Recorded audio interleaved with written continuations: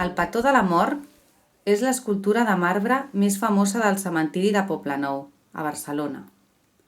Va ser creada el 1930 per encàrrec de la família de Josep Llaudet i Soler, una important família de fabricants al taller del tallador de marbre i escultor Jaume Barba.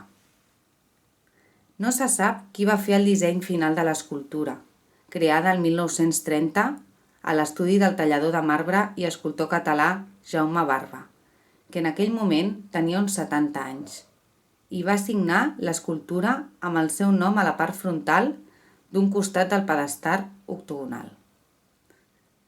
Joan Fontbernat Paituví, el fill de Barba i l'escultor més hàbil del seu estudi, es va inspirar en una figura elaborada per Lorenzo Maroni d'Itàlia. L'escultura que en resultat té semblances amb el relleu italià. Es creu que fou Fontbernat qui va realitzar la transformació tridimensional, el pas del relleu a l'escultura expressiva. L'exactitud de les costelles s'atribueix al coneixement d'Artemí Barba. L'escultura és molt realista.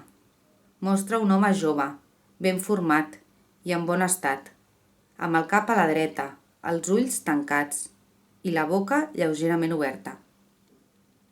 Un drap cobreix la falda, els braços cauen febles, les mans estan obertes i descansen tocant a terra. Lateralment, des de l'esquerra, la mort s'inclina sobre ell, personalitzada amb l'ange de la mort, un esquelet amb ales a sobre que el sosté amb la mà dreta sota l'aixella dreta i la mà esquerra sobre el braç esquerre del jove, mentre el besa el templar.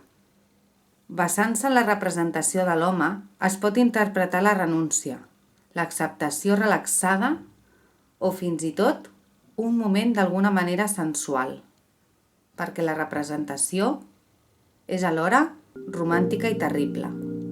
L'amor no es produeix amb la falç, ve com un aliat i amb un petó. Redimeix aquell que entra així en la vida eterna.